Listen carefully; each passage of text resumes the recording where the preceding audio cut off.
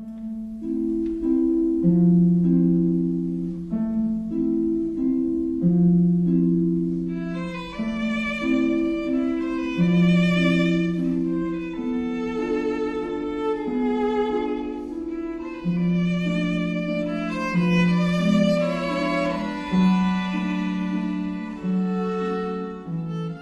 fit affreusement chaud à Rome cet été-là. Sur la Via Appia, les dalles usées par 20 siècles de passage étaient brûlantes. Et la poussière du forum étouffante.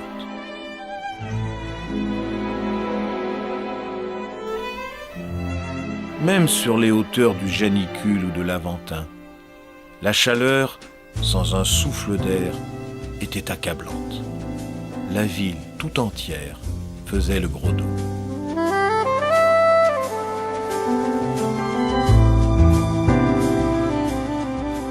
Tout le monde s'attendait à ce qu'un formidable orage éclatât. Les femmes étaient languides, les hommes énervés. Même la tiédeur des musées ne donnait pas d'apaisement. En tournant autour des rondeurs, des nudités de marbre, une épaule nue, une mèche folle sur la nuque d'une visiteuse, suffisait à faire rêver d'exploits amoureux dans la lumière tamisée des persiennes.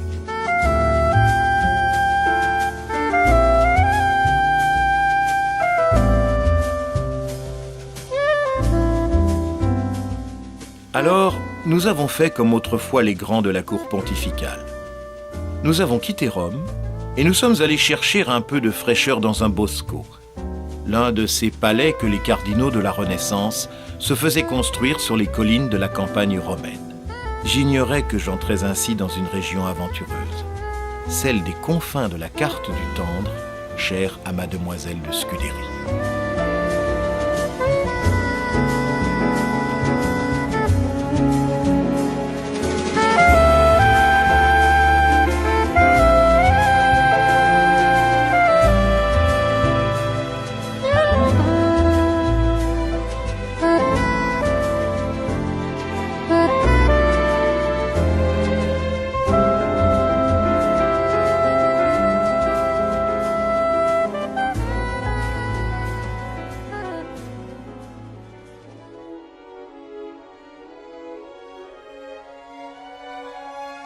C'est à Caprarola que j'étais aperçu pour la première fois. Chez le cardinal Alexandre Farnèse, petit-fils d'un autre Alexandre, pape en 1534, sous le nom de Paul III. D'abord, je t'ai à peine entrevu. Tu n'étais qu'une silhouette hautaine et inaccessible, à l'égal de ce château au plan de forteresse, dressé au-dessus du village, comme s'il était nécessaire d'inscrire dans l'urbanisme les lois implacables de la hiérarchie sociale. Ce matin-là, il a fallu rebrousser chemin. Le château était fermé. Mais à les pratiquer un peu, on sait bien que l'Italie, comme les Italiennes, n'est pas avare de ce genre de rebuffade. Et l'on n'est pas homme, ni français, si l'on n'a pas compris qu'il faut toujours revenir à la charge. Le lendemain, le palais était ouvert et tu étais là encore.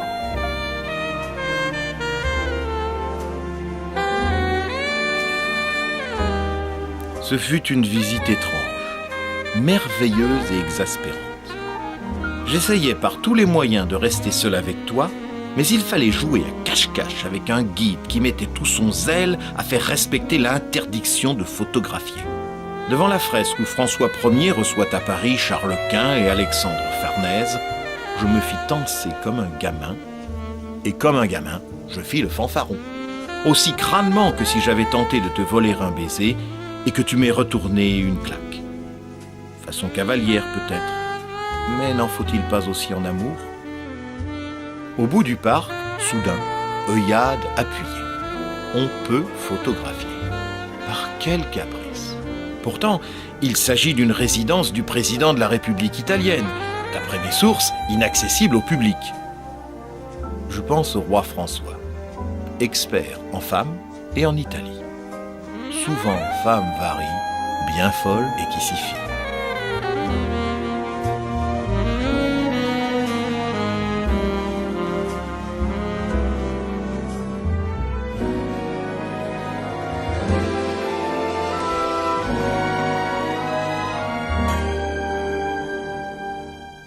Le soir tombe.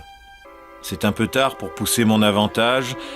Les fontaines s'arrêtent à l'instant où je retrouve le goût de la photographie, mais j'ai l'impression d'un sourire de ta part, d'un regard enfin accueillant. À la première occasion, je me lance.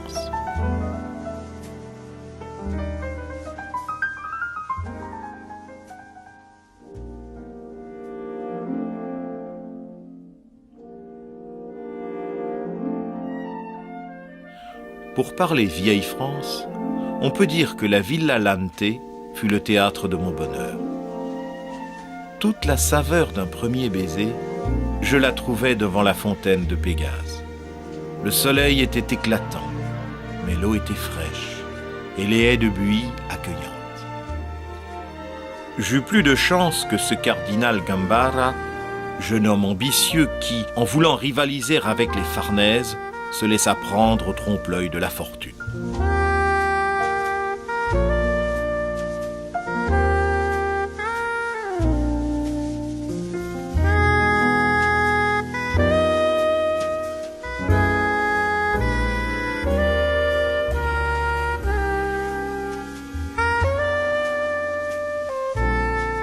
En se plaçant sous les auspices d'Hercule, il demanda ici à Vignole, l'architecte de Caprarola, de se surpasser.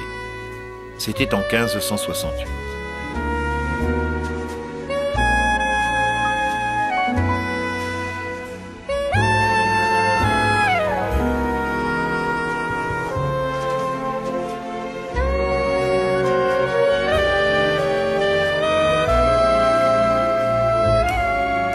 Mais lui ne put jamais accéder au trône de pierre, et ce fut un autre, le cardinal Alessandro Peretti Montalto, neveu du pape Sixte Quint, qui fit achever ces jardins admirés par Montaigne.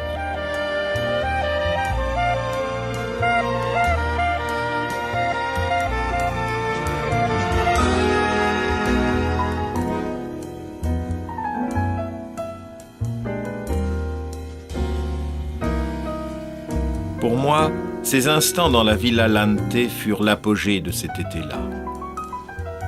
Nous étions seuls dans les jardins étagés, comme les degrés du plaisir, se laissant découvrir sans hâte à l'ombre d'escaliers dérobés, jusqu'à l'intimité ultime de cette source obscure où s'apaisent tous les tourments du désir.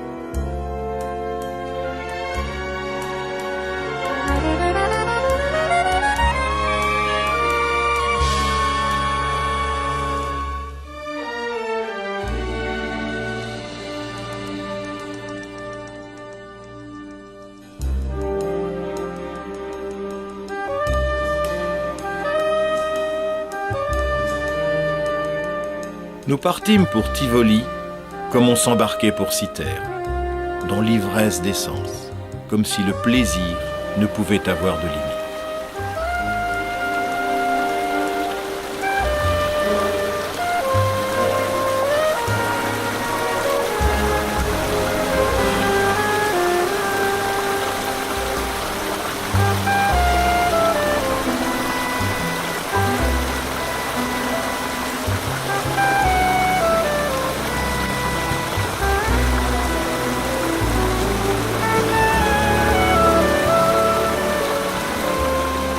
Mais en rêvant devant une évocation de la Rome antique, je découvris que ces jardins avaient le goût de l'amertume.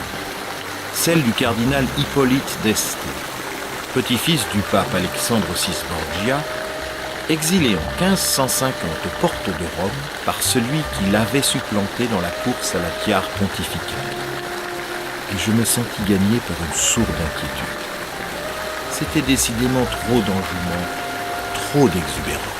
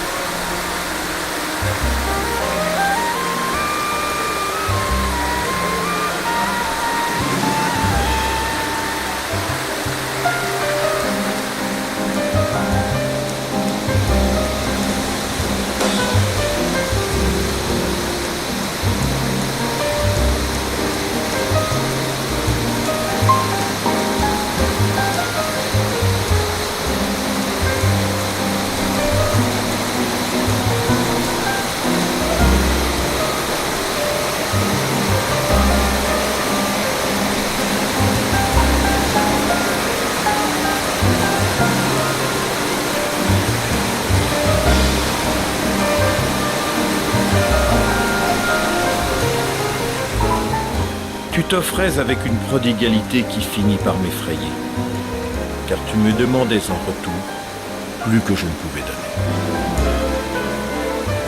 Tu semblais satisfaite seulement dans la surprise et le bouillonnement, alors que je n'espérais que l'apurement de mes passions.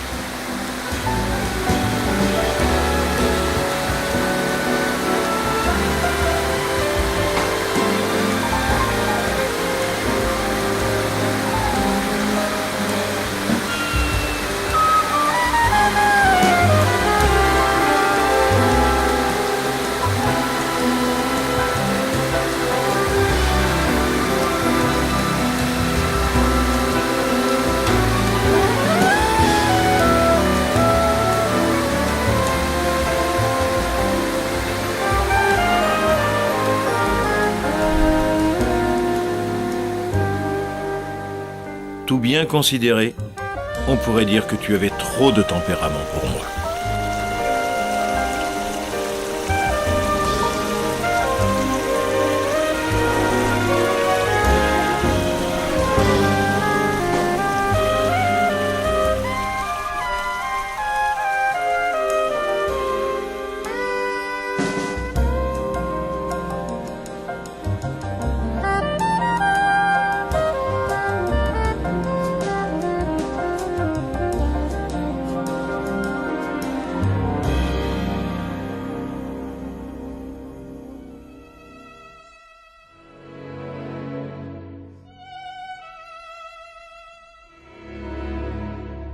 C'est à Frascati que je sentis tout se défaire. Chez un autre cardinal neveu, Pietro Aldobrandini, neveu de Clément VII. Ce palais de la Renaissance tardive, construit en 1601 par un élève de Vignole, était fermé aux visiteurs. Dans le parc, les fontaines et les cascades étaient taries. Tout semblait pétrifié et vieilli, avec le goût délicieusement douloureux des amours mourantes.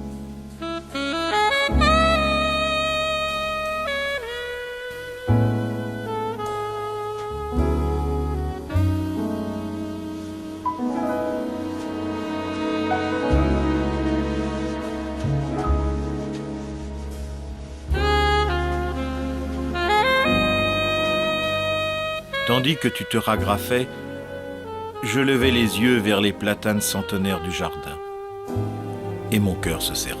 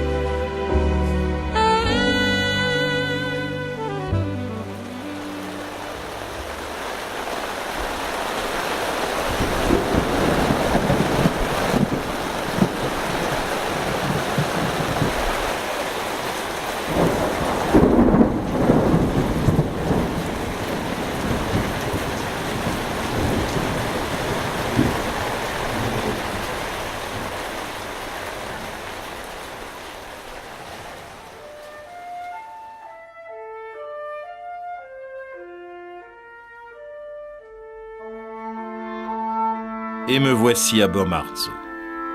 Demain, nous rentrons à Paris. Si nous n'avons pas encore quitté l'Italie, comme toi, m'a déjà quitté. Hier, l'orage a fini par éclater, et le ciel est encore brouillé. Le soleil qui transfigurait ses journées n'est plus là pour arracher ce vallon à sa mélancolie. En matière de jardin, c'est la plus folle invention qui se puisse imaginer, l'œuvre d'un misanthrope, autant sans doute que d'un misogyne. Le prince Orsino Orsini, venu ici ruminer sa rancœur. Sa jeune épouse s'affichait allègrement comme maîtresse du pape, le fameux Alexandre VI Borgia, le grand-père du créateur de la Villa d'Este. La belle infidèle était elle-même une Farnèse, la sœur du futur pape Paul III, premier propriétaire de Caprarola. De tous ces jardins, c'est donc le plus ancien. Il date probablement de la fin du XVe siècle. C'est un lieu à présent bien fait pour mon cœur. Ce n'est plus ici l'appel au plaisir qu'exaltait l'insolent triomphe du népotisme lorsque la fonction pontificale servait d'abord à asseoir la puissance d'une famille, en commençant par le neveu du pape. Sur les pentes du vallon affleurent les puissances souterraines qui nous poussent, en se servant de nos désirs, vers notre perte. À travers toutes ces créations énigmatiques se dessine une véritable entreprise de subversion des valeurs derrière lesquelles se cachent les hommes de pouvoir, en même temps qu'un lieu où l'on se dégrise de toutes ses passions. C'est un monde de dérision, d'angoisse et de violence. Les maisons penchent, la renommée se hâte sur le dos d'une tortue, tandis que s'ouvre devant elle la gueule de l'Averne, donnant accès aux enfers. Ici, un Hercule écartèle une créature colossale, au sexe indéterminé.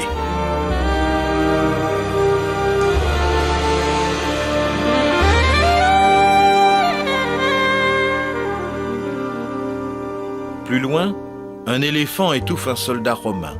Est-ce la Rome du pape tant haï qui périt ici? Et le dragon surgit du chaos. Pourra-t-il longtemps être arrêté par la meute des barons du Latium?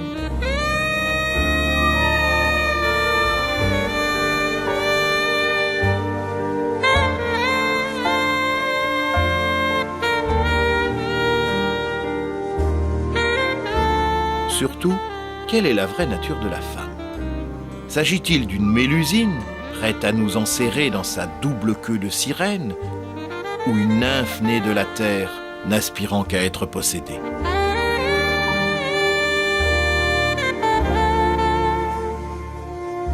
C'est le monde le plus archaïque qui affleure ici. Ces rochers sculptés à la Renaissance étaient sans doute l'objet d'un culte depuis des temps reculés. Et la rêverie m'emporte déjà loin d'ici, là où j'irai bientôt, vers cet autre lieu peuplé de monstres, le chaos de la forêt de Fontainebleau.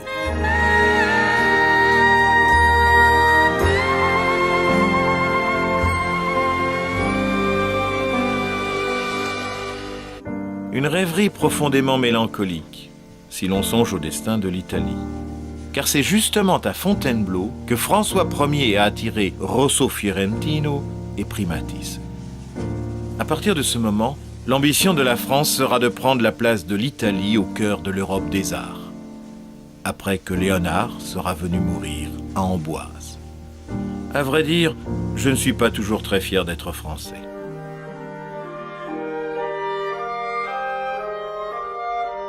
Je ne saurais en vouloir à ma belle italienne de m'avoir fait sombrer dans le lac d'indifférence.